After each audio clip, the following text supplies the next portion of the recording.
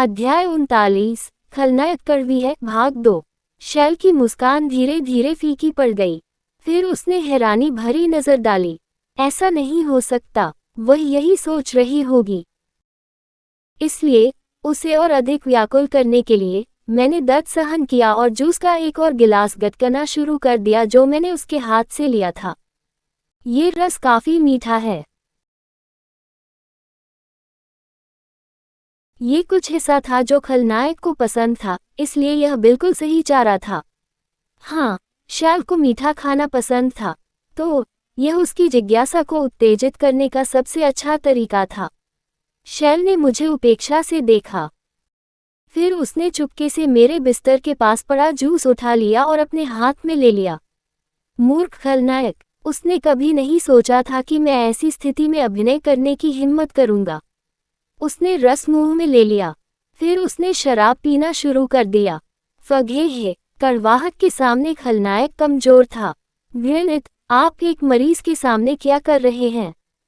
शैल मेरी बात का खंडन भी नहीं कर पाए और उसने कराहने की आवाज निकाली। कुछ समय बीतने पर दुष्ट स्त्री को होश आया। उसने मेरी ओर घूरकर नहीं देखा। वह कुछ सोच रही थी। संभवतः वह मुझे परेशान करने का कोई और तरीका ढूंढ रही थी। फिर शैल ने भोजन लाने के लिए किसी को बुलाया। ये भोजन से अधिक एक दावत थी। शैल मेरे सामने भी खाना रखने लगी। हालांकि शैल के सामने रखे गए सामानों के विपरीत वे काफी जर्जर थे। यह क्या है? खाओ। वे कहते हैं कि खाना आपके स्वास्थ्य के लिए अच्छा है। बिल्कुल ऐसा ही था। मेरे सामने वह भोजन था जो केवल शरीर के लिए ही अच्छा हो सकता था। दूसरे शब्दों में, वे बेस्वाद थे। शैल बड़े गर्व से अपना बनाया हुआ भोजन खाने लगी। इसलिए मैंने जवाबी हमला बोला, मुझे केवल स्वस्थ भोजन खिलाना दिखाता है कि आप वास्तव में मुझसे कितना प्यार करते हैं। मेरी बात सुनकर शैल ने खाना बंद कर दिया और खांसने लगा। उसने फिर मेरी ओर घूर कर देखा, लेकिन वह रुक गई, फिर कुछ सोचने लगी। अचानक शैल हंस पड़ी और मुझे भी कुछ साइड डिश देने लगी। यह अजीब था। ऐसा कोई रास्ता नहीं था कि वह एक भी शब्द बोलकर झुक जाती। ये बिल्कुल अस्वीकार्य स्थिति थी।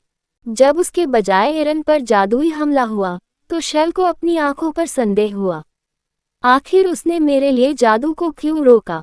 ऐसा नहीं था कि जब एरन जादू की चपेट में आया तो वह किसी तरह के जादू में था। जरा सोचो, वह हमेशा से ऐसा ही था। यहाँ तक कि जब चाय का कप टूटने से उसके हाथ में चोट लग गई थी, तब भी जब उसे जहर दिए जाने का खतरा था, एरन ने हमेशा उसकी मदद की थी।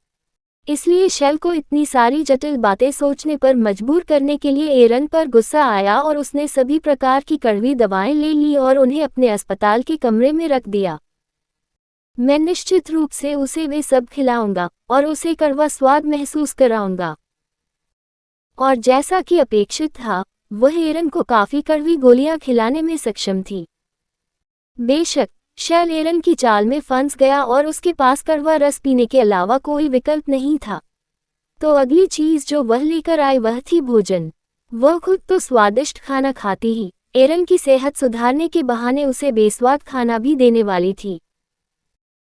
योजना के अनुसार उसने एरन को कुछ खराब खाना दिया और फिर खुद स्वादिष्ट खाना खाने लगी।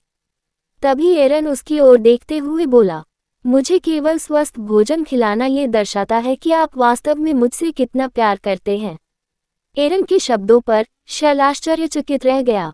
वह इतनी सहजता से ऐसा कुछ कैसे कह सकता है? वह अपना खाना ठीक से निगल नहीं पा रही थी, इसलिए उसे खांसी होने लगी। फिर उसने एरन की ओर देखा और सोचा, हाँ, वह हर बार ऐसा ही था। जब भी वह एरन को धमकाने की कोशिश करती, तो इसका उल्टा असर उस पर ही पड़ता। शैल ने एरन को कभी घबराते हुए नहीं देखा था, तो वह सोचने लगी, तो फिर मैं किस तरह से अपने मंगेतर को शर्मिंदा कर सकता हूँ? वह उस समय के बारे में सोचने लगी जब एरन घबरा गया था। तभी उसने गलती से झूठ की गोली खा ली थी और कुछ अजीब बात कही थी। उन्होंने कहा था कि वह एरन से प्यार करती है। उस समय एरन घबरा गया था। इसलिए शैल ने उस पद्धति का दोबारा उपयोग करने का निर्णय लिया।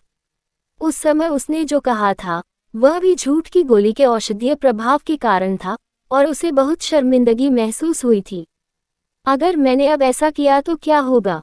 जैसा कि अतीत में हुआ था, वह एरन के चेहरे पर हतप्रभ नजर देख सकेगी।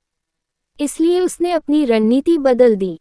उसे अपने मंगेतर के लिए कुछ शर्मनाक करना और कहना पड़ा। शैल ने तुरंत कार्रवाई की और एरन को एक साइड डिश दी। जैसा कि अपेक्षित था, एरन उसे घूरते हुए हैरान लग रहा था। यह क्या है? एरन ने भी इस तरह से बात की जैसे वह संदेह में हो। हाँ, ये बात है। शैल एरन को और भी अधिक शर्मिंदा करना चाहता था। उस स्थिति में मुझे क्या कहना चाहिए? वह मेरे अचानक उसे याद आया कि उसने बैंक्वेट हॉल में क्ली से क्या कहा था। हाँ, यही बात है। इसलिए शैल ने अपने मंगेतर की अभिव्यक्ति की आशा करते हुए अपने विचारों पर काम किया। भले ही आपका व्यक्तित्व खराब हो, आप मेरे हैं।